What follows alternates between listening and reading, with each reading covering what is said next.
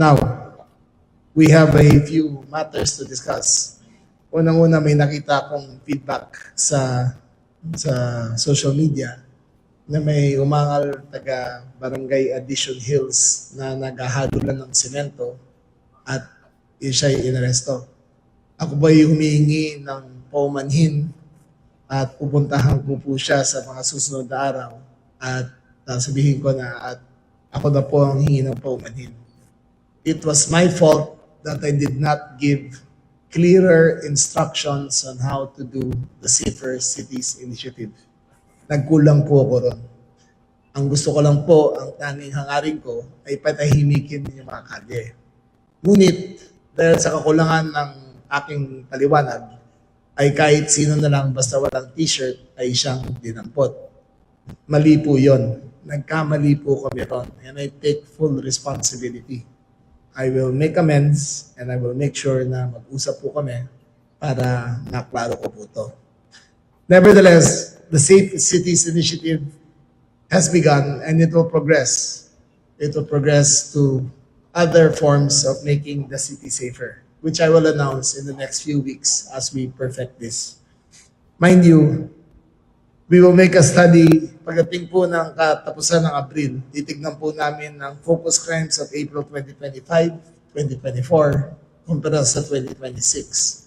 So far, ang report ng aking mga regional directors and district directors ay malaki na po ang binaba ng krimen ng 8 focus crimes sa Metro Manila at sa ibang mga lugar. We expect to do more and we expect it to be better, but don't expect it to be perfect. Again, hindi ako nang paumanhin doon sa naapektuhan doon sa Addition Hills. Pupuntahan ko pa siya personal para humingi ng paumanhin at itatama po natin. Pagkatapos po nito ay may command conference kami at ipapaliwanag ko kung ano pa at ikaklaro ko kung ano ang limits ng pwedeng gawin. So, with that, we go with questions. Now, we have a few matters to discuss. Unang-una, may nakita akong feedback sa social media na may umangal taga Barangay Addition Hills na naghahadulan ng semento at siya'y inaresto.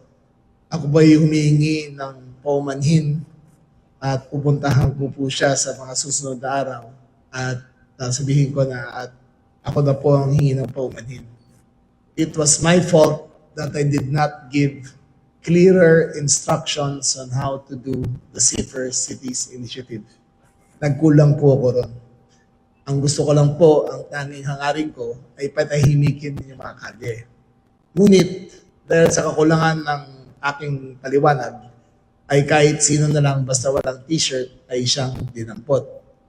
Mali po yun. Nagkamali po kami ron. And I take full responsibility. I will make amends and I will make sure na mag-usap po kami para maklaro ko po ito. Nevertheless, the Safe Cities Initiative has begun and it will progress. It will progress to other forms of making the city safer, which I will announce in the next few weeks as we perfect this. Mind you, we will make a study pagdating po ng katapusan ng Abril. Titignan po namin ang focus crimes of April 2025, 2024, kumpara sa 2026. So far, ang report ng aking mga regional directors and district directors ay malaki na po ang binaba ng krimen ng 8 focus crimes sa Metro Manila at sa ibang mga lugar.